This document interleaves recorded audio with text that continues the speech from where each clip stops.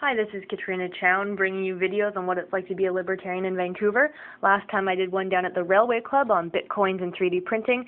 This week we're over at the Harrison Art Gallery at the Buzz Cafe at the Libertarian Book Club talking about libertarian brains and what it is, what arguments it was that helped us become a libertarian and what kind of arguments conservatives and liberals like to hear and how to talk to them. Enjoy.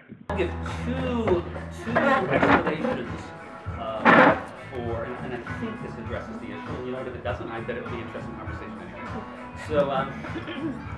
So two arguments on it.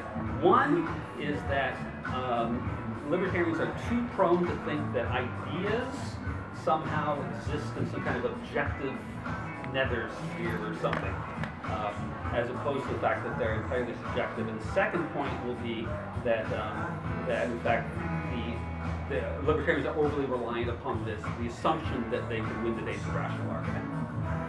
So on the first, the problem of ideas, the notion that somehow if you have the right idea, that you can somehow convince other people to buy into your idea is neglectful of the fact that ideas are always encountered in a subjective way.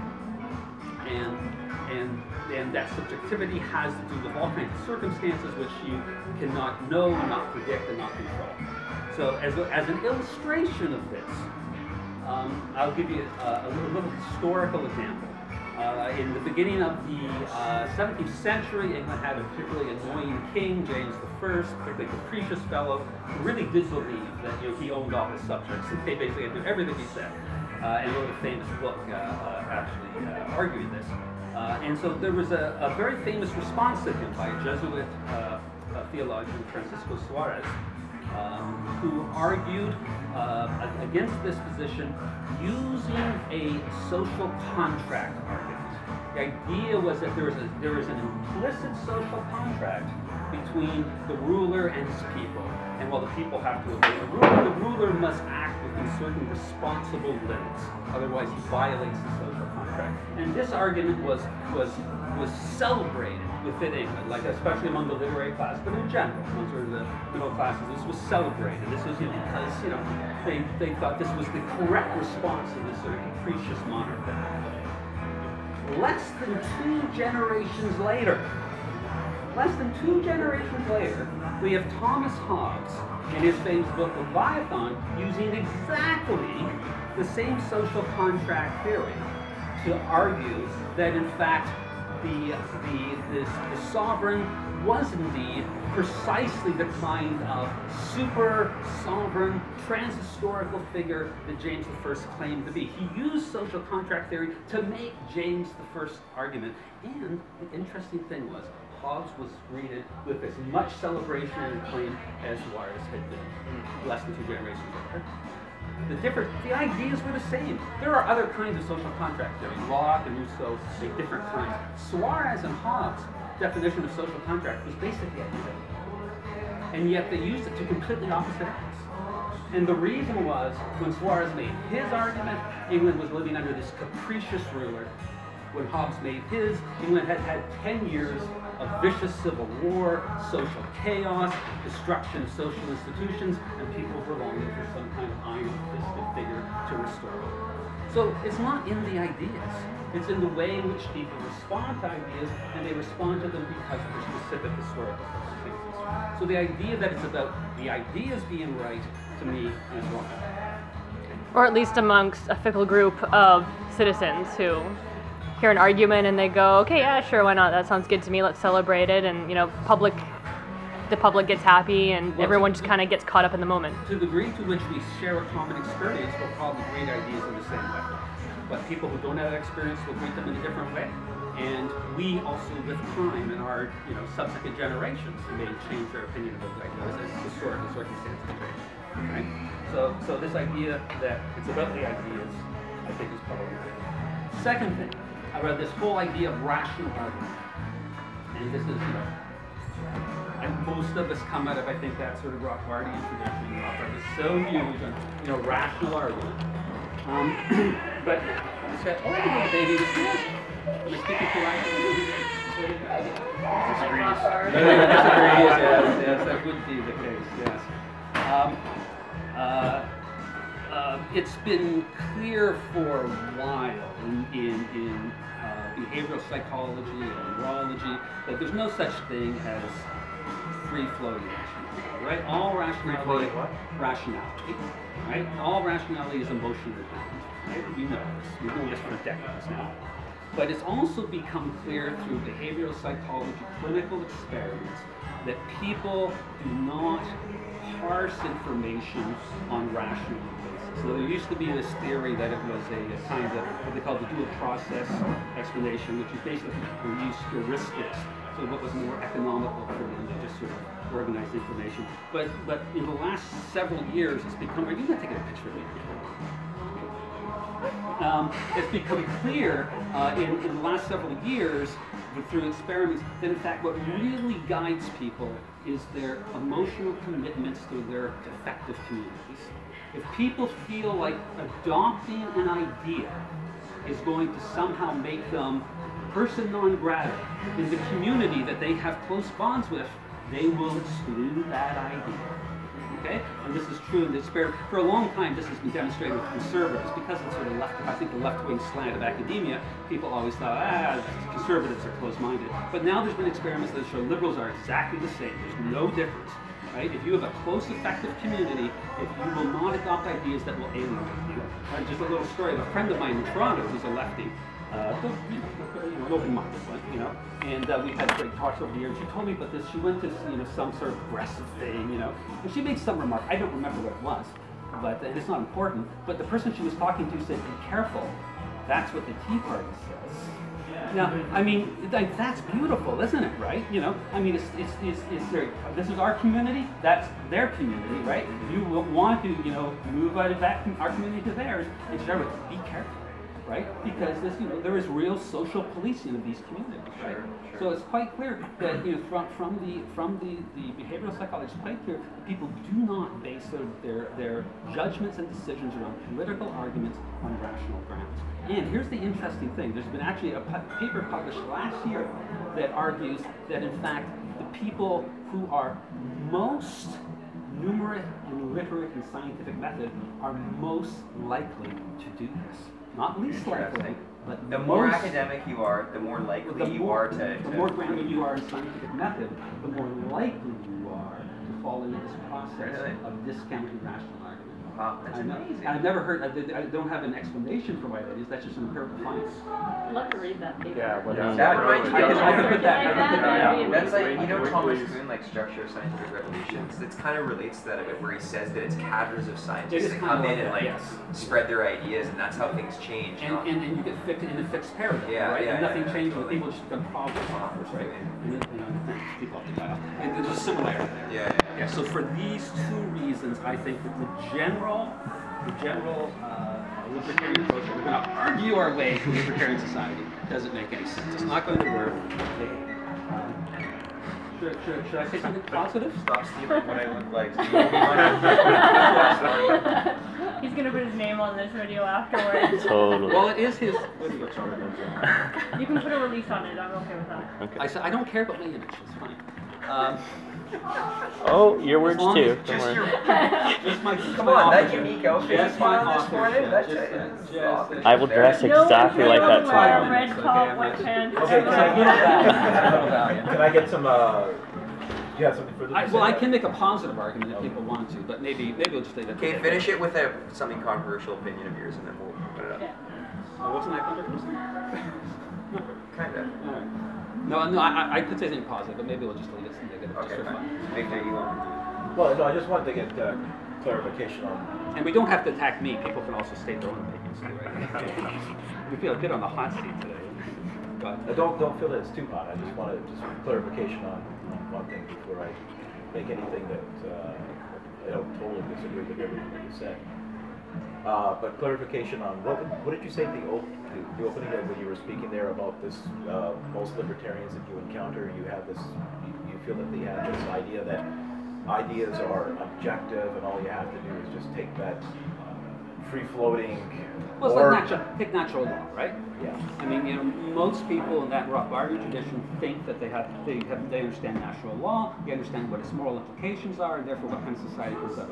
Well, you know, there's other people who have different interpretations of natural law, and they believe that their interpretations lead to radically different conclusions than Rothbard's do. Okay, so when you say that people take the ideas subjectively, you mean subjective like in the sense that because they're processing the information, therefore it's subjective? Of course. Subjectivism, though, like in the philosophical canon, strictly means, though, that the ideas dictates the reality, that there's no external, objective, immutable... I'm not arguing that. I'm not arguing that. You're not arguing with that? No, I'm not arguing that, no. But then, would you not agree that I don't have an opinion on that. Okay. But would you not agree, though, that objectivity, though, is what can be referred to as the correspondence theory of truth?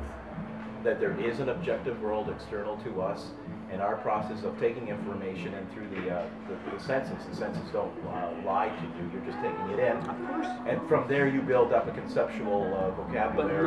But not in any kind of pure unmediated way. You're always mediated by your life experiences, by your emotions, by the people you know, by your community connections. All these things mediate that experience of the world. But does that not mean at some point, though, you're getting it right and you're getting it wrong? But there is a reference of which there is can be speak of objective. How would you know? How would you know? If God comes down and tells me, okay, fine, but in the absence of just having other human beings whose experience of the world is mediated by all their subjective factors, then I don't know why any one of them should have it right. You might right. I mean, what about math and geometry? One of us might have it right. That can't be true in some parts, like mathematical geometric formulas cannot be true in Asia and false in Europe. I do not disagree that there are certain. Be careful. There are certain things that are apodictically true.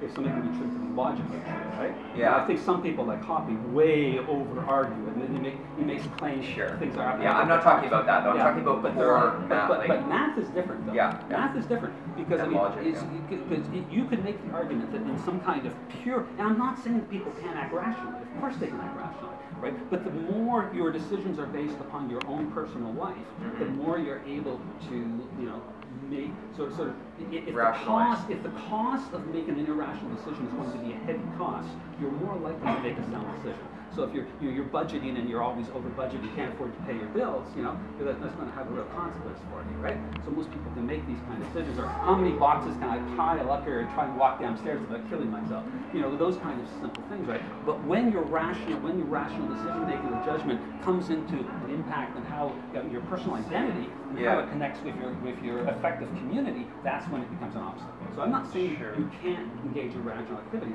but No, I know what you're saying. But think about mathematics. If you had someone engaging in pure calculative mathematics, you could say, well, that's pure rationality.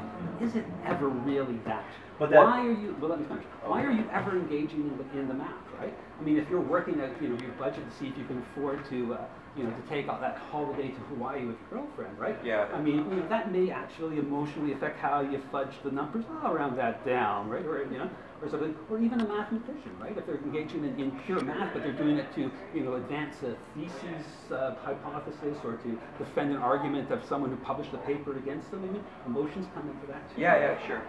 So I mean, I don't know if there's really any pure sort of rational argument besides that which is, apodictically true, which is all priority.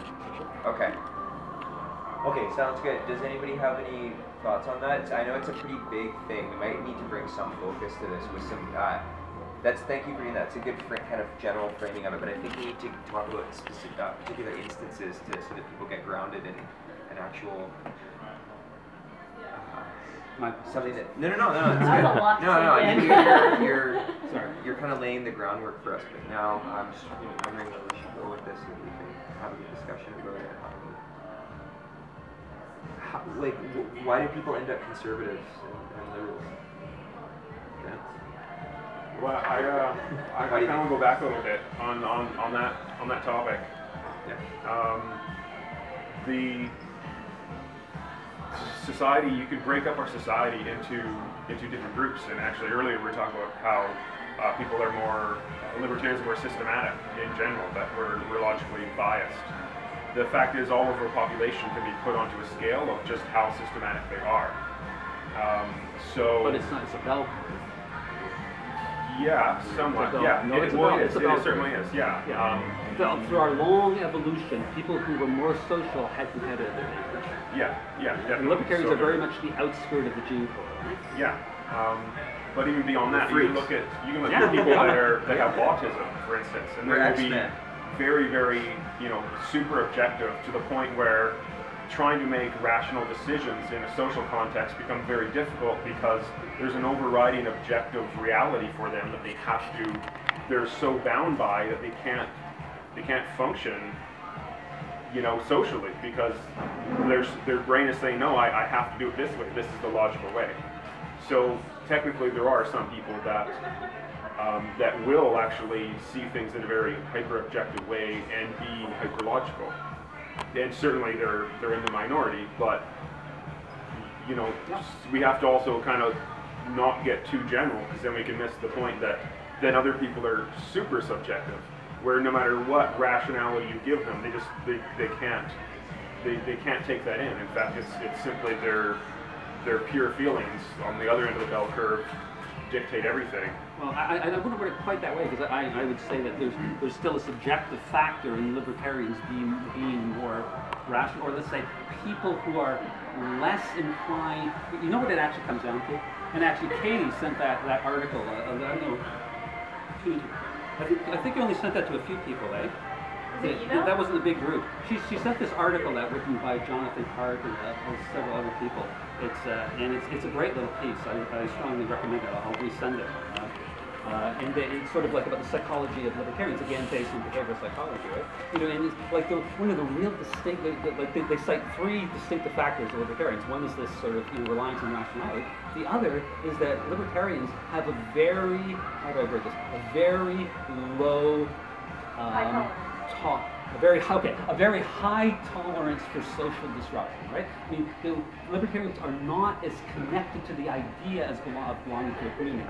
They're much more individually oriented. So they're not threatened the same way as people on the liberals or conservatives are threatened because their political community is very important to them. Libertarians tend to be those people who are not so socially dependent upon the community for their sense of self-affirmation. We're like lone gunmen in the Wild West, Michael. Yeah, so that's what the psychology shows us, right? Can we just say that we're stronger? Can we just say that we're stronger? That makes us. We're correct, or there's a lot of. But this is why we're on the fringe of the evolutionary gene pool, right? I mean, all through our evolution, people who had a strong sense of social bond in small little communities were more likely to survive than those loners who would wander off in the middle of the evolutionary environment and say, I'm going to try and survive by myself. You know what I think is a problem with libertarianism is that we need a cohesive community in some ways to propagate our ideals, and the trouble is that we're so individualistic and so apt to just say fuck it basically and turn that and then that's problematic for us, because then we're not propelling our ideas. Exactly. And I know that there's this tension between these two views, but like it's something we need to think about. I mean, I know you have issues with Pop, but he says that libertarians need to be radical and uncompromising conservatives, which is an interesting view. And he's not talking about conservative in the statist sense, but just in the socially conservative, family values, church life, all these things that create societal bonds that are strong, that create an alternative to the state, right? So strong local communities, right? He's saying that if we're scattered individuals, we can't ever face the state. We can't ever build an alternative to it. Kind of. I think that's what he's saying. That may be true, but the science. So there's an aspect of it. But the science would suggest people who will become libertarians are people who do not have genetically a predisposition to a high level of commitment to social bonds. Gotcha. Yeah, but so basically what I'm saying is like it's just a wish. Like it's unlikely to ever happen. I don't know. No. I'm saying you could totally be right. Maybe this is the problem, that like you end up here and it's like, well, it's great to hold these views, but how do we go forward? I know this is. It's like I remember like a few weeks ago when we were talking.